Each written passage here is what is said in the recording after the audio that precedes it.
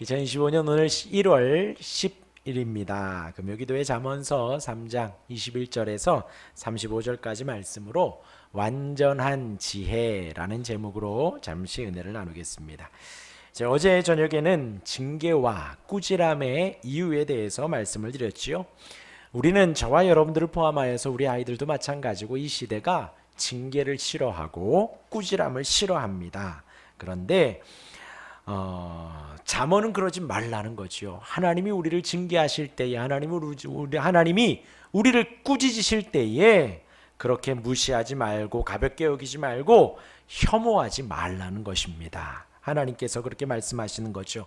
왜요? 하나님이 우리를 징계하시면 우리를 꾸짖는 것은 우리로 하나님의 사람 되어가게 하기 위함이지요. 우리의 부모가 자녀를 꾸짖는 것처럼, 사랑하는 마음으로 꾸짖는 것처럼 하나님도 자녀인 우리를 사랑하는 마음으로 꾸짖으시니 그러지 말라는 것입니다. 하나님의 자녀를 만들어 가시려는 것이고, 그렇게 꾸짖고 징계하여서 하늘의 지혜를 알아가려는 것입니다. 하나님께서 우리에게 지혜를 가르쳐 주시고자 징계하시는 것이고 꾸짖는 것이라는 것이에요. 그렇게 얻은 지혜는 우리에게 복을 주십니다. 그렇게 얻은 지혜는 세상의 은보다도 더 귀하고 정금보다도 더 낫고 진주보다도 더 귀하다는 것입니다. 하나님이 우리를 그 지혜를 알려주시기 위해서 그렇게 이끌어 가신다라는 거예요. 그리고 그 보상은 뭐요? 장수라. 장수하면 영생을 떠올리라 하였습니다. 생각해 보십시오. 하나님을 사랑하고 하나님을 신뢰합니다. 하나님을 믿습니다. 그 믿음에는요, 우리에게 주시는 축복도 믿지만 징계도 믿는 거예요. 그 믿음에는요, 하나님이 주시는 감사함도 믿지만 하나님이 우리를 꾸짖으셔서 우리 마음이 힘들고 어려운 것도 믿는 것입니다. 그 믿음 안에 살아가는 사람이 장수하지요. 영생하지요. 지금 이 시간 감사함도 천국이지만 징계도 천국입니다. 마음이 평안한 것도 천국이지만 하나님이 우리를 혼내셔서 마음이 불편한 것도 천국입니다. 그 천국 안에서 우리는 영생을 누리며 살아가는 것이지요. 곧 그 하늘의 지혜가 가득한 사람, 제가 말씀드렸죠. 잠언에서 지혜하면 두 가지를 떠올리라고요. 하나님이 우리에게 주시는 지혜, 살아가는 지혜를 말하는 것도 됩니다. 그리고 예수님을 말하는 것도 된다고 했지요. 그 지혜를 우리에게 주시고자 하는 거예요. 예수님을 우리에게 주시고자 하는 거예요. 그러하니 우리가 장수하고 영생하지요. 그러하니 우리는 그 안에서 부귀를 누리며 살아간다는 겁니다. 장수와 부귀라 그랬죠. 부하다라는 거예요. 하나님이 우리에게 그 풍족함을 주신다라는 것입니다. 그 풍족함이 뭐지요? 하나님 주신 것에 만족하며 살아가는 것입니다. 하나님이 나에게 주신 것에 내가 만족하며, 그러하니 부족함이 없으니 부요하게 살아가는 것이지요. 그러하니 그 부요함 안에서 그 어디나 하늘나라. 그 하나님의 은혜로 지혜로 우리가 천국을 살아갑니다. 오늘 말씀은 그 지혜를 굳게 붙들라는 말씀으로 시작을 합니다. 세 개의 단락인데요, 21절부터 26절까지 그 지혜와 근신을 잘 지키라고 말씀을 하시고, 또 27절부터 30절까지는 그 지혜 안에서 이웃에게 선을 베풀라. 그래서 오늘 마지막 한 찬양과 너무 잘 맞아요. 나자네처럼 밤의 달 좀 너무 맞습니다. 또 31절부터 34절까지 포악한 자를 부러워하지 말아라 라는 말씀, 또 35절에서 이제 그 지혜를 지혜로운 자는 영광을 기업으로 얻는다 하면서 오늘 말씀을 마무리하고 있습니다. 우리 한 절씩 보도록 할게요. 우리 21절과 22절 같이 한번 읽어볼까요? 시작. 내 아들아, 완전한 지혜와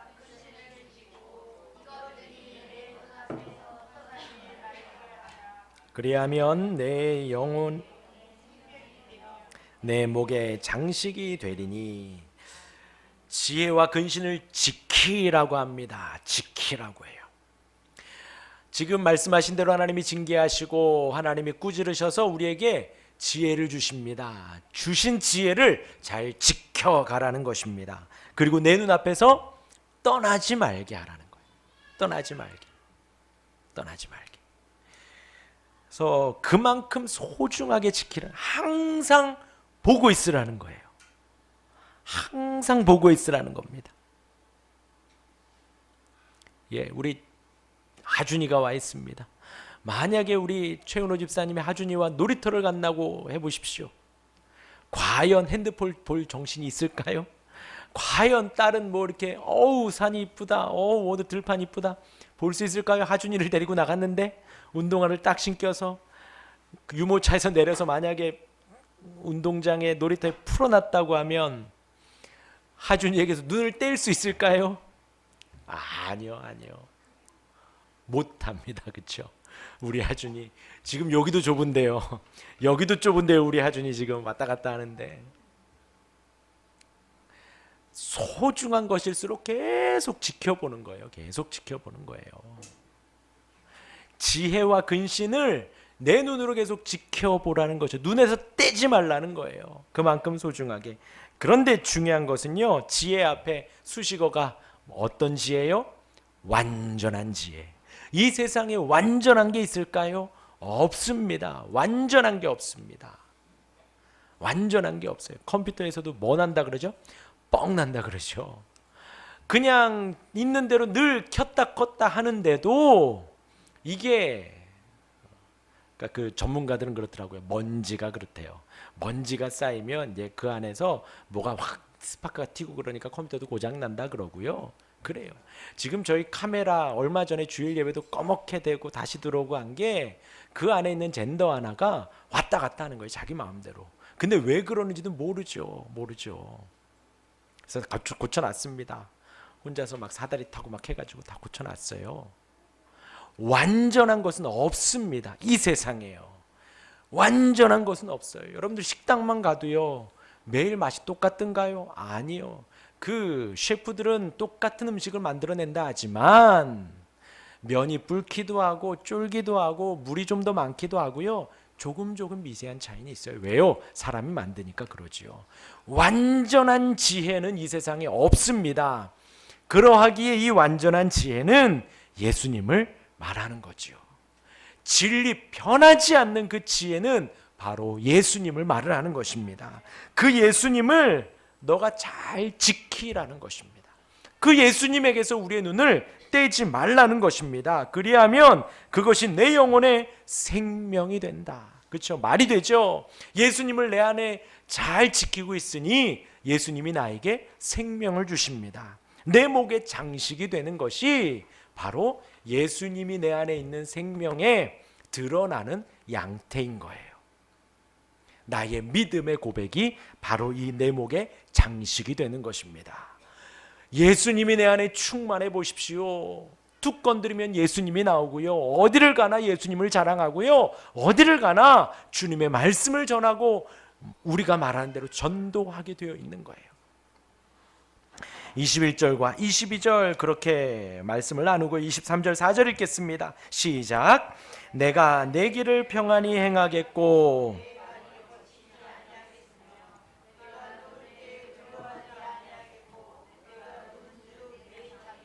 그렇게 완전한 지혜가 충만하고 예수님으로 충만하니 내 길이 평안하다라는 것입니다. 사망의 음침한 골짜기로 다닐지라도 해를 두려워하지 않는 거예요. 주님이 나와 함께 하시기 때문에, 예수님이 영생하시는 그 주님이 나와 함께 하시기 때문에, 예수님과 제자들이 배로 그 갈릴리 호숫가를 건너가죠. 파도가 칩니다. 물이 들이닥쳐 죽을 뻔한 위기에 제자들이 예수님을 깨우며 우리가 죽게 되었습니다 해요. 예수님이 어떻게 하셨을까요? 아이고 그랬구나 어이구 그랬어 우리 제자들 하셨을까요? 그렇죠. 이 믿음이 없는 제자들아 하고 혼내셨어요. 왜 혼내셨나요? 생명이신 주님이 함께 그 배 안에 있는데 그 폭풍 따위가 뭐가 겁나느냐라는 거예요. 생명이신 온 세상에 우주를 만드신 해와 달과 별들을 운행하시는 그 예수님이 함께 계시는데 무엇을 두려워하느냐? 이 믿음이 작은 자들아 하고 예수님은 제자들을 혼내셨습니다. 예수님이 내 안에 충만히 내가 그렇게 지키고 있으면 내가 가는 그 모든 길이 평안하다라는 것입니다. 내 발에 거치는 길이 없어요. 나의 그 믿음의 길 앞에, 믿음의 걸음 앞에 나의 발이 거치는 것이 없습니다. 내가 누워있으니 두렵지가 않고 내가 누운즉 내 잠이 달리로다. 어디서 자더라도 달콤한 거예요.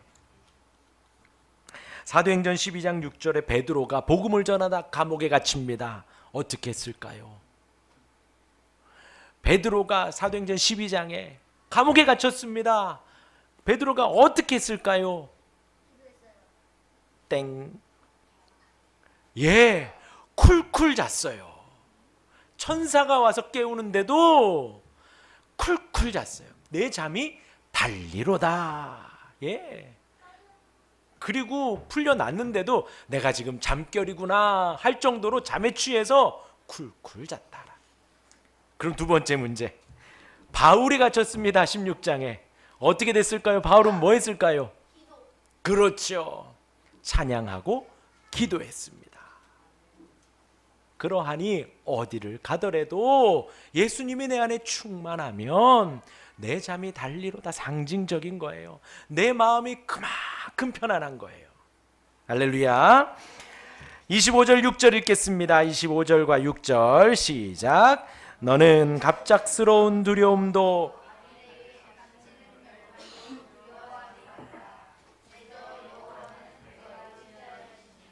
예 하시리라. 예수님이 내 안에 충만합니다. 방금 말한 대로요. 아무리 힘든 일을 가도 평안합니다. 그런데 그대로 계속 유지가 될까요? 갑작스러운 두려움이 생겨요. 우리 안에도. 예수님을 그렇게 붙들고 의지하지만 갑작스러운 두려움이 옵니다. 예기치 않은 사고가 있고요. 비극이 있습니다. 그러함에도 두려워하지 말라는 것이에요. 두려워하지 말라는 것이. 악인에게 닥치는 멸망도 두려워하지 말라. 그들은 하나님이 심판하셔서 데려가실 수도 있다라는 것입니다. 그리할 때에 두려워하지 말아라. 예.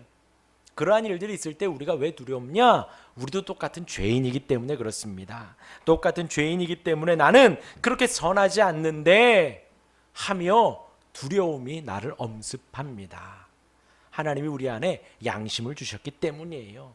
하나님이 우리의 영혼을 인도해 주시는데 우리도 악하기 때문에 아까 말한 대로 평안함이 맨날 365일 유지되지는 않습니다. 그러나 그런 갑작스러운 두려움 속에도 악인에게 닥치는 멸망도 너희는 두려워하지 말아라.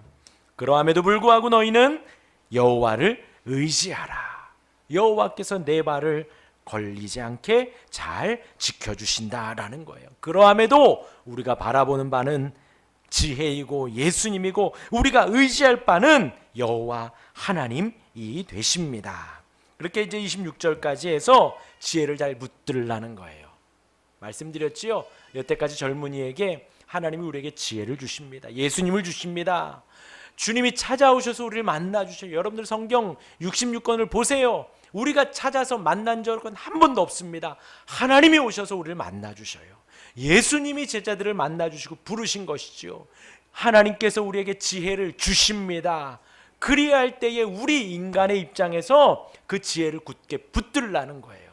매일매일 이 지혜를 붙들고 명철을 붙들라는 것입니다. 그렇게 완전한 지혜를 우리가 붙들며 우리 눈앞에서 떠나지 말게.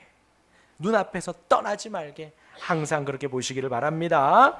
그리할 때 그것이 우리를 구원해주고 우리를 평안으로 생명으로 인도해 주십니다. 이어서 27절부터 30절까지 그 완전한 지혜를 붙드는 삶이 어떻게 나타나는가 나옵니다. 우리 27절 8절 읽겠습니다. 시작. 선을 베풀 힘이 있거든 이웃에게 이르기를. 예, 그러니까 이 지혜를요 그냥 어떤 세상의 지혜 공부해서 배우는 지식 정도로 알면 이게 말이 안 돼요. 그런데 그 지혜가 하나님의 지혜이고 예수님이기 때문에 그 다음 27절부터 30절까지 그 지혜의 삶, 예수님이 내 안에 충만한 삶이 어떠한가 구체적으로 말을 해주는 겁니다. 내 손이 선을 베풀 힘이 있거든 마땅히 받을 자에게 베풀기를 아끼지 말라는 거예요. 도울 수 있으면 무조건 도우라는 것입니다. 28절에 어떻게 하라고요? 이웃에게 이르기를 갔다가 다시 와라. 고 말하라고요? 말하지 말라고요? 말하지 말라고요. 있을 때 도와주라는 것입니다. 이것이 믿는 사람이라는 거예요. 이것이 우리 도둑질하지 말라 해서 나누었습니다. 남의 것을 뺏어오는 거 하면 안 되지요. 하면 안 되지요. 그런데 더 나아가서 어떻게 하라고요? 그 남을 도와주라고요. 그 사람의 재산이 증식되도록 내가 있는 대로 도움을 주라는 것입니다. 그게 도둑질하지 말라 해서 긍정적으로 더 능동적으로 움직일 성도의 모습입니다. 여기서 그렇게 말을 하고 있지요. 마땅히 받을 자에게 베풀어라. 힘이 있으면 내게 있거든 이웃에게 갔다가 다시 오라고 하지 말라는 것입니다. 우리 이어서 29절 30절 보겠습니다. 시작. 내 이웃이 내 곁에서 평안히 살거든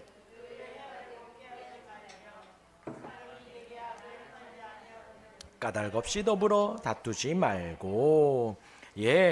괴롭히지 말라는 거예요. 29절은 괴롭히지 말라는 것이고요. 30절은 뭐냐면요, 내게 악을 행했어요. 이제 다툰다라는 것이 뭐냐면 고소 고발입니다. 법적으로 그렇게 하지 말라는 거예요. 최대한 그렇게 일을 만들지 말고 화해하라는 것입니다. 그러니까 악을 행했으면 다투어도 된다는 거죠? 아니에요. 악을 행했어도 고소 고발하지 말고 최대한 좋게 해결하라는 것이고요. 행하지 않았는데도 괴롭히기 위해서 그 사람을 고소 고발하지 말라는 것입니다. 아시겠죠? 고소하지 말라는 것, 소송하지 말라는 것입니다. 이어서 31절에서 34절까지 해서 먼저 31절 읽겠습니다. 시작. 포악한 자를 부러워하지 말며 그의 어떤 행위도 따르지 말라. 주님이 주신 지혜로 충만하여서 평안하게 살아가는데 포악한 자가 막 이렇게 살아가는 거예요. 패역한 자예요. 잘못된 길로 가고 이렇게 막 살아가는데 그들이 잘 돼요. 더 부자가 되고 더 건강합니다. 그렇더라도 부러워하지 말라는 거예요. 하나님의 뜻이 아닌데 잘못된 길로 가는데, 거짓된 길로 가는데 그 길이 잘된들, 부해진들, 그 길이 막 창창하게 빛난들 부러워하지 말라는 거예요. 왜요? 우리 이렇게 부러워하기 쉽다는 거예요. 우리의 본능이요, 그런 사람들을 괜히 부러워해요. 근데 부러워하지 말라는 것입니다. 그들의 행위를 따르지 말라는 거예요. 이어서 32절 33절 읽겠습니다. 시작. 대저 패역한 자는 여호와께서 미워하시나 정직한 자에게는 그의 교통하심이 있으며 악인의 집에는 여호와의 저주가 있거니와 의인의 집에는 복이 있느니라. 지금 패역한 자 나오죠. 포악한 자와 같은 뜻입니다. 패역한 자는 여호와께서 미워한대요. 그런데 그 다음이 뭐예요? 정직한 자 나오지요. 그러니까 패역한 자, 포악한 자는 어떤 사람이에요? 거짓된 사람이에요. 거짓된 사람. 그 거짓말하는 거짓된 사람을 여호와께서 미워하신다. 십계명에도 거짓말하지 말라 하잖아요. 하나님께서 우리의 거짓을 정말 싫어하시는 거예요. 정확히 나오잖아요. 여호와께서 미워하시나. 왜냐하면요, 저와 여러분들은 그 거짓의 합이 그 가운데서 태어났어요. 그 가운데 그 본능으로 살아갑니다. 하나님의 말씀이 우리에게 와도요, 우리는 자꾸 거짓말하려고 그래요. 하나님을 속이려고 그래요. 나를 속이려고 해요. 그게 우리의 본능이기에 하나님은 성경 전체에서 계속해서 말씀하시고 십계명에 말씀하시며 정직하라는 거예요. 거짓되지 말고 속이지 말라는 거예요. 하나님이 미워하신다고 정확하게 말씀하시며 정직한 자에게는 그의 교통하심이 있다. 정직해야 하나님과 교제 교통하는 거예요. 하나님은 신실하시거든요. 하나님은 진실하시거든요. 악인의 집에는 여호와의 저주가 있거니와. 같은 흐름입니다. 거짓말하고 배역하고 속이고 그런 악인의 집에는 여호와의 저주가. 여호와께 저주를 받으면 어디 가는 거예요? 지옥이에요. 지옥. 하나님과 떨어지는 것입니다. 그러나 의인의 집에는 복이 있느니라. 하나님과 하나님의 축복이 있고 천국이 있다라는 것입니다. 34절에 진실로 그는 거만한 자를 비웃으시며 겸손한 자에게 은혜를 베푸시나니. 덧붙이는 거예요. 거만한 거.